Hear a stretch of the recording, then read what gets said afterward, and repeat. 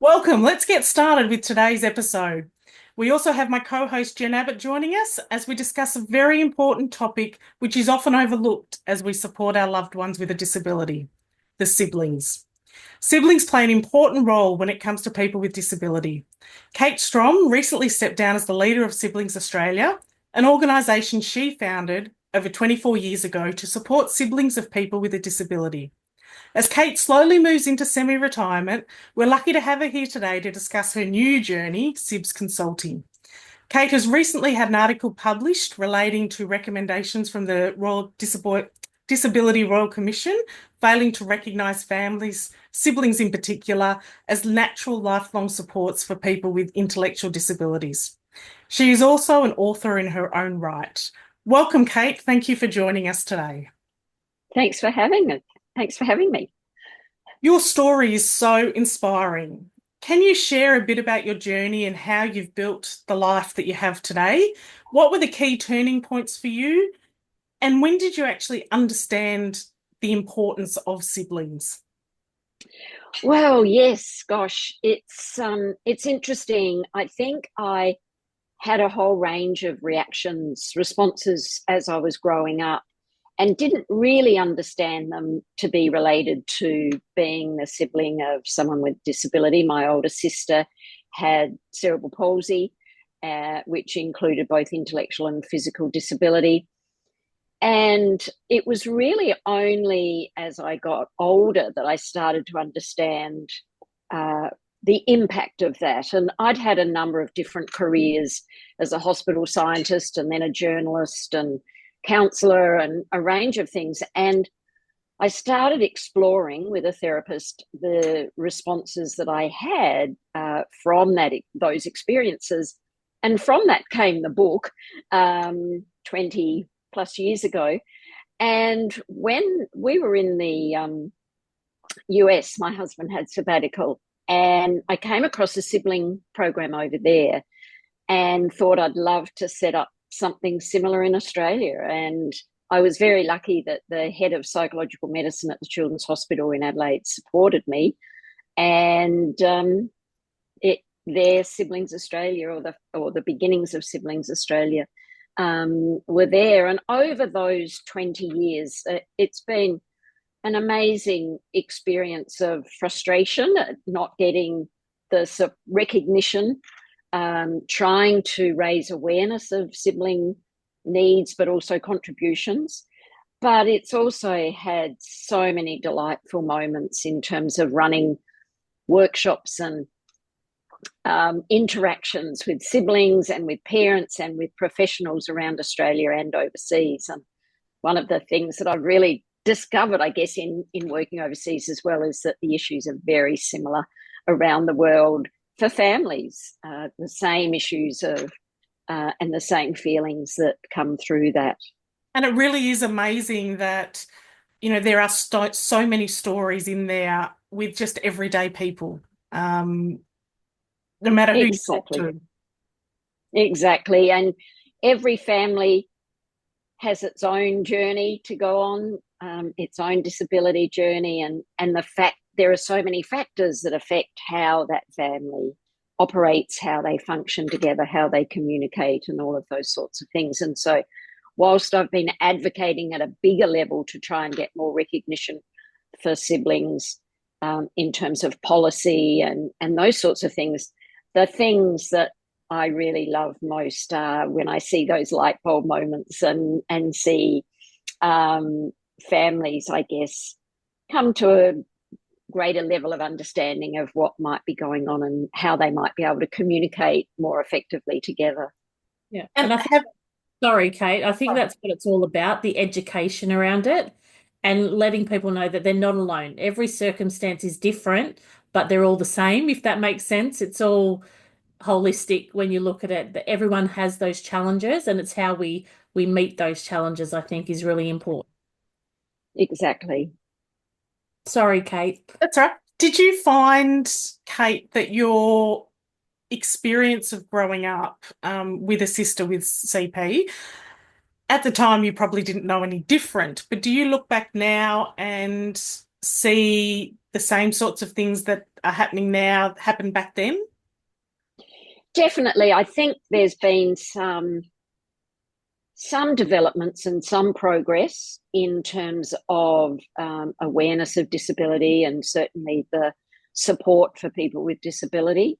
But I think a lot of those same family issues are there because often families don't get the support they need.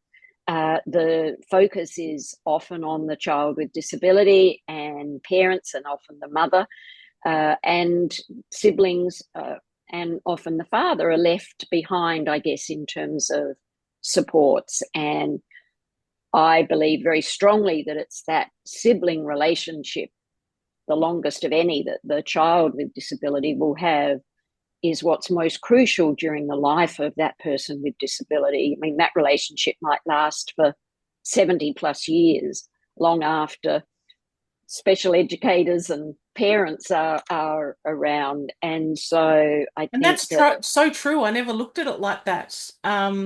Really, it's their brothers that are going to be looking after each other yeah.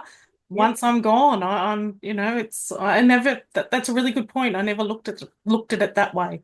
And I think sadly we often have a very narrow focus on siblings as carers to the, subsequent carers or during their lifetime being carers. But to me, it's the relationship that's crucial. And no matter what role the sibling might play in terms of caring for or caring about the person with disability, it's that fundamental relationship that I think is so important. And in terms of, I think about my own sister, and she's now passed away, but, while she was alive, I was very involved in the organisation that supported her. I was on the board. I dropped into where she was living, without prior notification.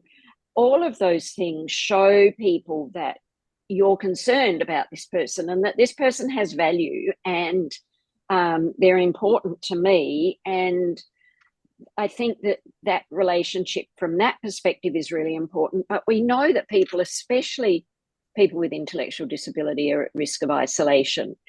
And siblings can play such a role as children in terms of that socialization and sharing and introducing the child with disability to other kids, whatever. But also as years go on, that relationship where, and look, sometimes that relationship is really difficult, and we can come back to that about how we might nurture that relationship. But, a 50-year-old who has a brother or sister in their life and maybe in-laws, and, my sister adored her brother-in-law and my two daughters. And that to me is the crucial thing in terms of her well-being and her life experience. And I didn't take on the role of hands-on caring, and we can talk a bit more about that as well, because I think sometimes there's real dilemmas in families of older people with disability in terms of how you balance all of that out. But although I didn't have a hands-on caring role, except when she came to visit, and I would take some of that role, but it was being her sister that was the most important thing, and being her extended family, which was crucial. And just being her safe space, I guess.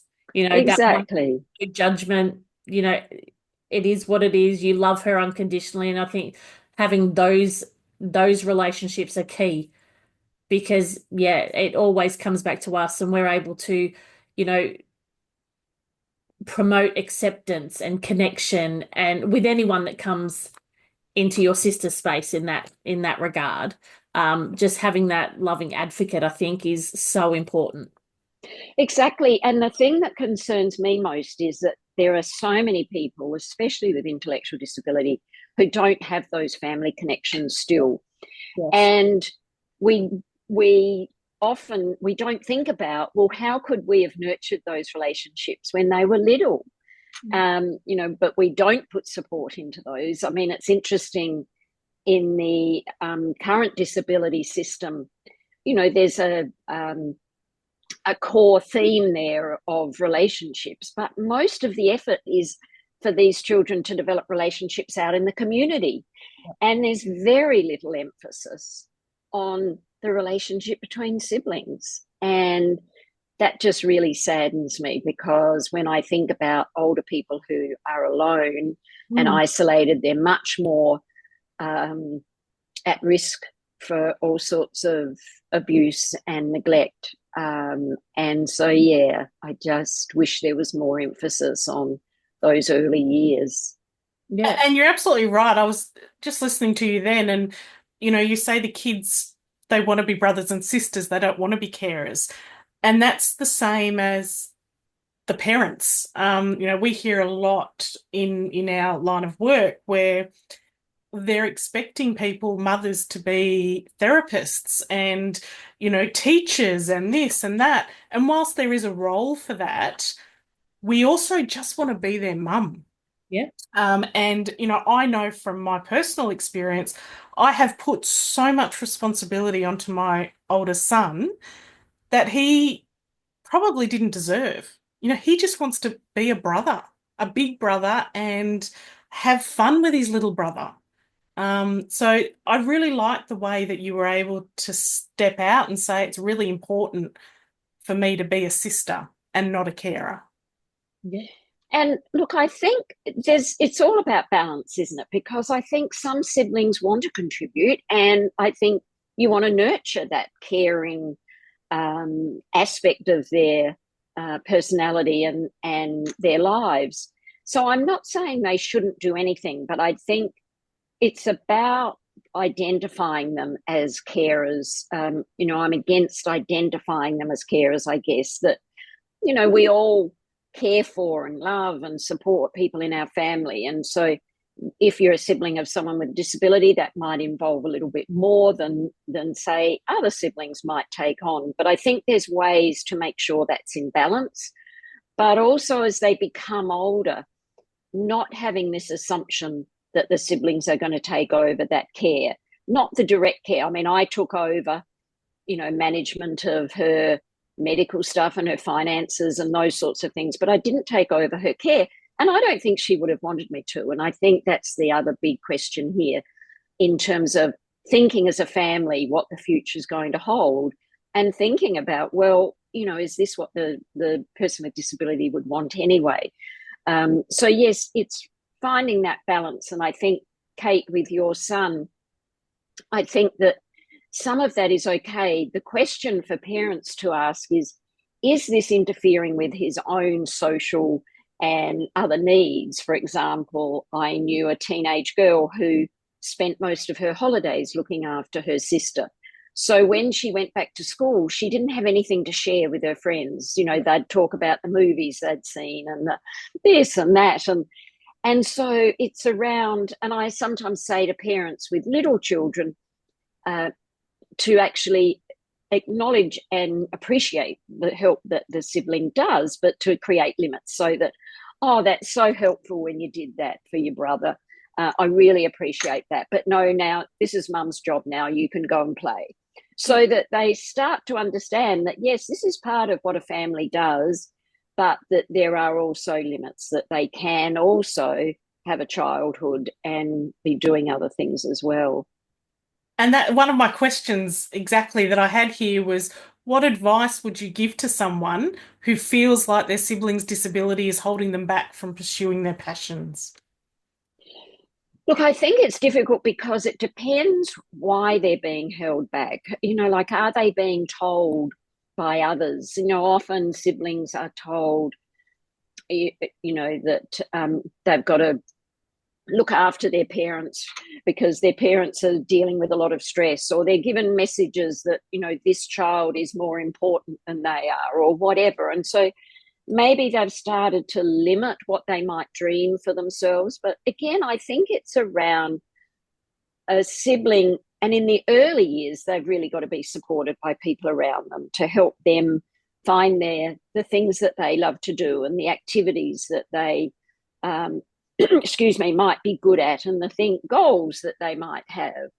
And as they get older, I guess, again, it's around communication within a family of saying, we hope that you'll continue to be involved in your sister's life. We hope that you'll help us manage some of these things. And a family might have an adult sibling start to take a role, maybe as a nominee or whatever it might be. So, but we are going to make plans for your brother or sister, and helping them then think about, well, what are their goals and how can that be alongside them, providing support to their brother or sister. It's a bit like the old analogy of the oxygen mask in the aeroplane. A sibling's not going to be much use to themselves or their brother or sister if they give up all of their own life to just care for this person with disability. There needs to be a balance there. And I don't know if I've answered that very well, but yeah. It's really quite, it really comes down to communication and treating people as individuals. And we say this all the time, every single person is an individual. And when you look at people with intellectual disability, that's another consideration to take in as well, is because you say, what do they want? Because some of them do have the capacity to make a decision, and that needs to be considered. So it Exactly. really is about talking and asking questions and just treating people as an individual. Exactly. The whole family has different needs. Everyone in the family has strengths and they have weaknesses or things that they need help with. And yes, just everybody having value in that family. And excuse me, if I can go on to what you said earlier about your son, I think one of the most important things that adult siblings look for in many ways is some acknowledgement that people understand that it was difficult for them too. I think a lot of people recognize the difficulties for parents, but don't recognize the difficulties for siblings. And often they have very similar feelings to the parents. And, I think in order to reduce resentment, it's really important for parents to acknowledge that in children. For example, you might have to cancel the picnic for the third time because the child with disability has a meltdown or whatever. And so the sibling, understandably, he's a young child. He was looking forward to the picnic. Maybe they were going to catch up with some friends. So he's really annoyed. And just imagine the difference in that child if a parent turns to them and say, oh, just get over it. Your brother can't help it or whatever. Then a parent who says, look, sweetie, I understand it's really annoying. I wish this wasn't happening, but I'm really sorry. We'll have to cancel now. But, maybe then think about something that you might be able to do to try and compensate that. I know you were looking forward to meeting up with Johnny again. Maybe I can talk to his mum and we can organise a play. So it's around that acknowledgement of the difficulty for that child rather than dismissing that and saying, well, your feelings don't matter. And, if that was an adult, then yes, an adult would be able to understand, oh, well, I'll miss out on the picnic. We've got to deal with this. But to a 5 or 6 or 7-year-old, it's, oh, not again. And they can then be left with resentment if that feeling isn't acknowledged and accepted. And, sometimes parents can debrief with the child and say, I know it's the pits. I wish it wasn't that way, but, we have to support your brother or whatever it might be. I think you're right there because it's about validating. Exactly. They're hurting, their excitement's been diminished because now they can't go. So by validating the sibling and saying, I understand what you're going through, I feel the same, but maybe we just need to look at it, Exactly. And I think that it goes so far with a little child because they listen to everything, they see everything. As much as parents, we want to shield them from the world and everything like that. Unfortunately, that's not anyone's reality. Kids are smart, and we really Exactly. give them enough credit. So I really think it's about validating them and making sure that they're okay. They're okay and understand. So yeah, it's hard for them. Yeah. And often their feelings are dismissed by people saying things, well, you should feel lucky that you don't have a Yeah. disability, or, well, you've got nothing to complain about. And, all kids deserve to have a little complain every now and again, whether you've got a disability or not. And so, yes, it's like you say, it's around validating those feelings and letting them know that, you know, basically any feeling is okay. Certain behavior isn't. Yeah. Like, I understand you're angry, but no, in this family we don't slam doors, or no, we don't call each other names. So, within a family they'll have different rules, but yeah, acknowledging the feeling and letting them know. Because I think a lot of sibs, me included in some ways, I grew up thinking I was a bad kid because sometimes I wanted my sister to disappear. And, all kids love and hate their brothers and sisters, whether they've got a disability or not.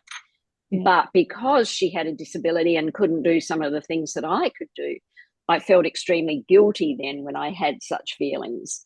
And so, I used to think maybe I was a really bad person. But no, it was, if another brother or sister somewhere was thinking, I wish my brother would disappear, we wouldn't think anything about it. And then the next minute, I'd be playing with her and all would be well. But Love her again. exactly, like all brothers and sisters, and I learnt that in many ways when I had my own children, when I would see them look like they were almost going to murder each other, and then they'd be sitting with their arms around each other. And I realized that it was harder for me to do the explosion, the negative stuff. Yeah. So have you it looked like you'd frozen then. No, I wasn't here sure. I am. Sorry. So what advice could you give people in the community, or what do you see we could do more of to support siblings? Look, I think the first thing is just to recognise that they are a group at risk, Yeah. and to recognise that they have needs as well. And that if we support siblings, not only are we supporting them, but we're supporting the person with disability, we're supporting the whole family. And we're supporting the community, because a lot of siblings do end up with mental health issues that are across to the community. Whereas if we got in early and tried to prevent that, then it would cost the community less. Yeah. And so, yes, I think that recognition of them being a group at risk, and realizing that it doesn't take a lot to support them. They need that recognition.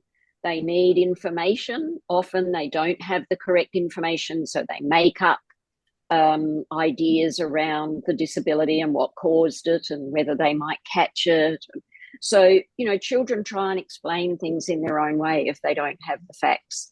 And that needs to be at different age levels. Obviously, the explanation for a 4-year-old will be different to a 14-year-old, but and making sure that they can always ask questions. But yeah, just recognise that this is a group that needs support, and regardless of whether they're playing any carer role or not, and their siblings who are providing a caring role, that might be the easiest part of their experience.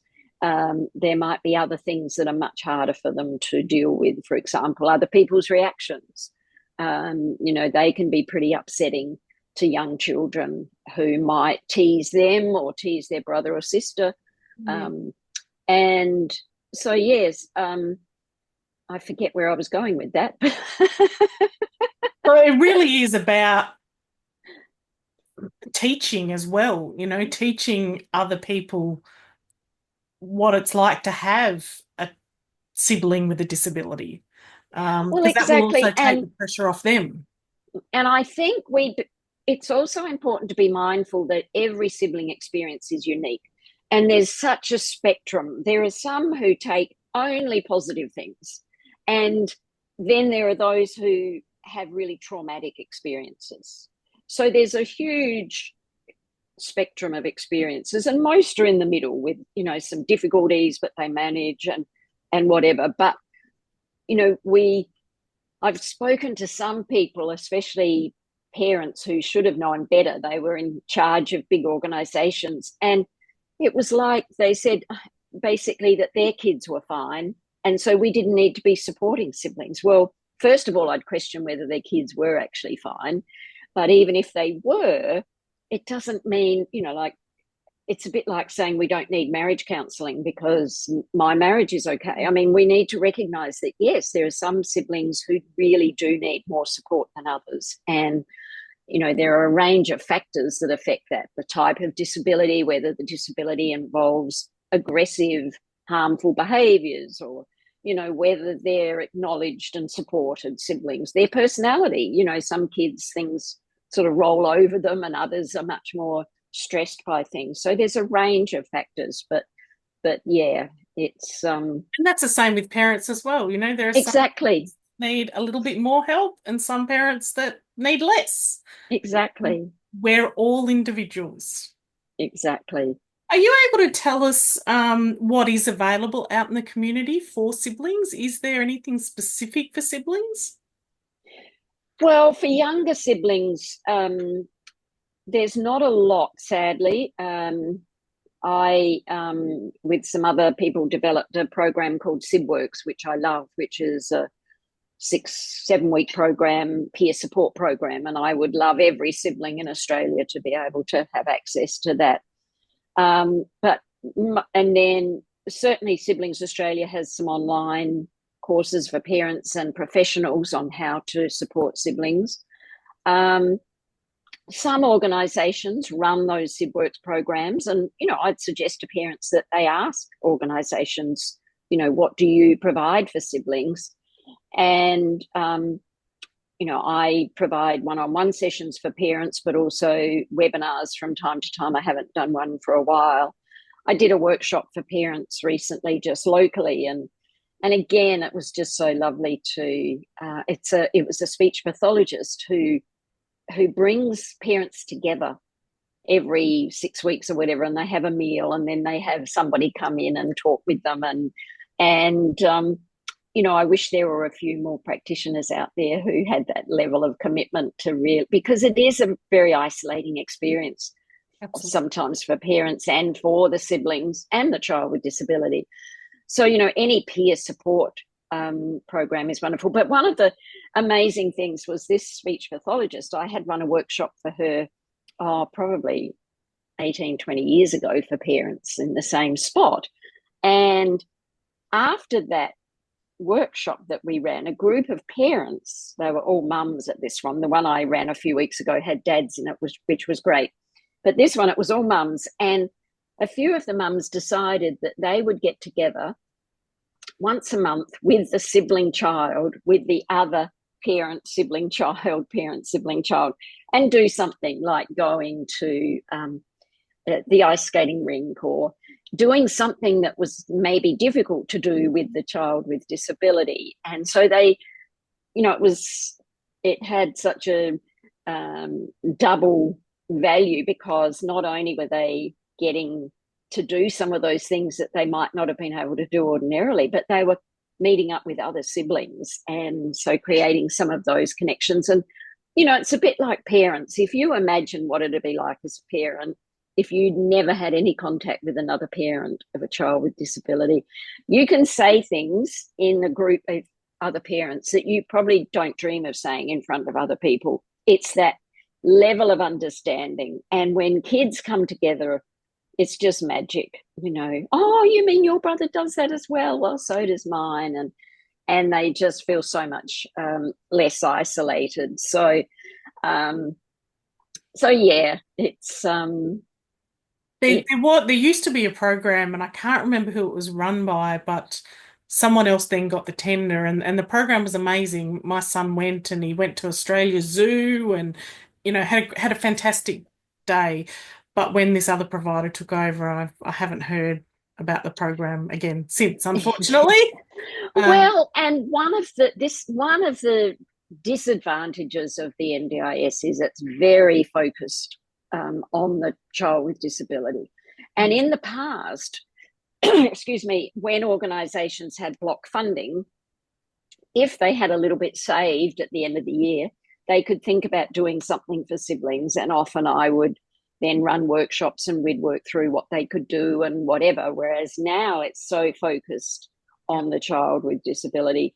And a lot of that family support has disappeared. But, parents, the session, for example, that I run can come under parent carer training, and, helping parents to be able to support the sibling more effectively. So, and also there are ways of including it in the goals for the child with disability to get support through, the child's goal might be to improve my relationship with my brother or sister, or to, develop the capacity of my siblings to support me, or whatever it might be. So there are ways then that parents might be able to access services in the community around that.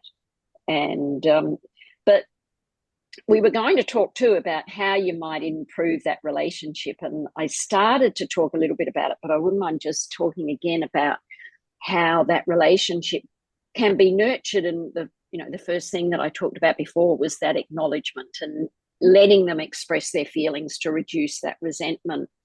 But also, if you're working with, whether it's speech pathologists, behavioural educators, whoever it might be, ask them to, how could we involve the sibling here? And they might be able, because as I said, sometimes depending on the disability, communication might be very difficult.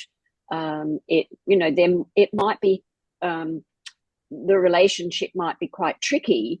And whereas maybe a professional can work out some things that they might do that they can have fun together.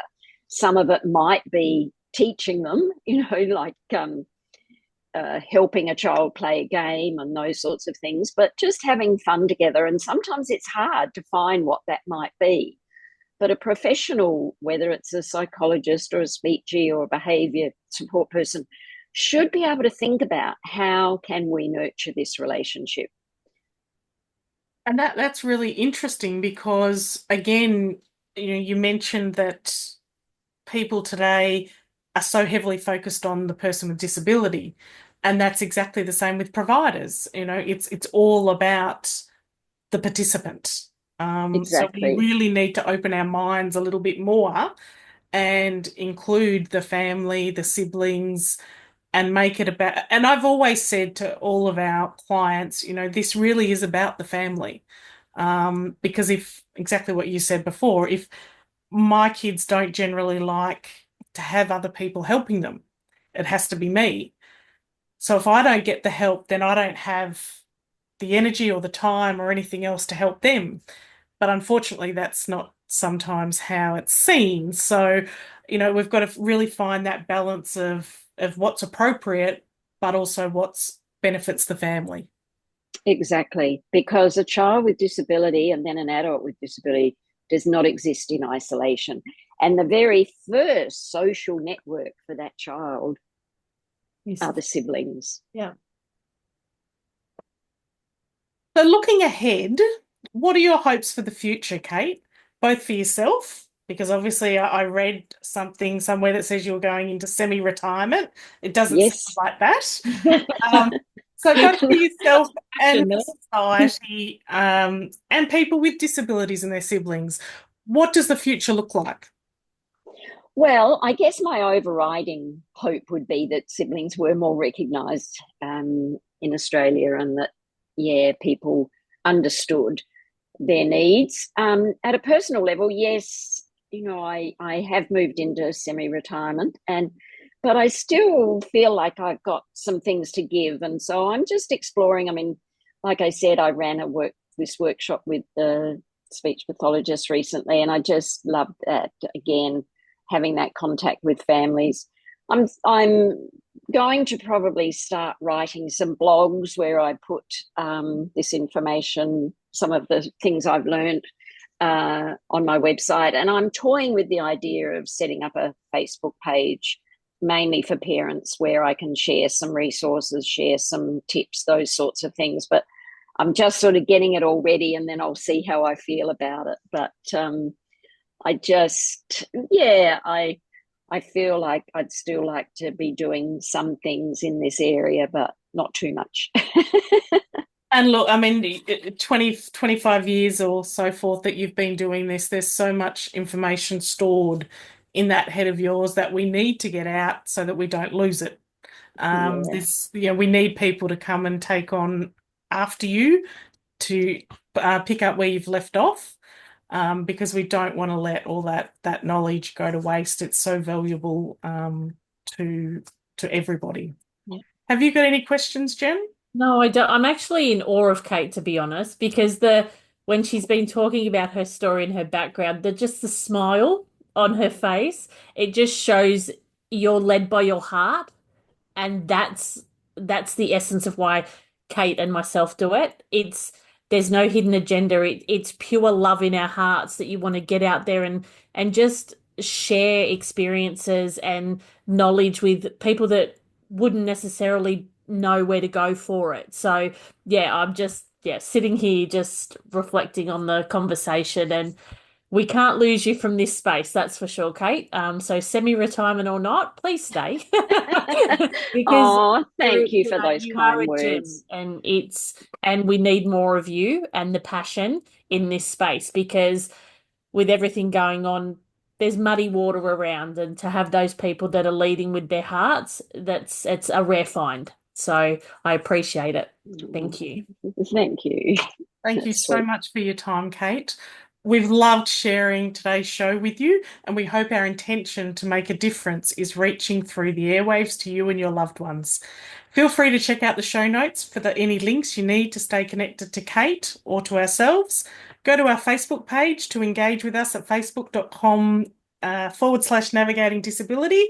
And wherever you're listening or watching this show, please give us a thumbs up, a heart, or a 5-star rating. Share this show with as many people as you can, and let's make this world of disability a better place, one conversation at a time. Bye for now, everybody. Thank you. Bye.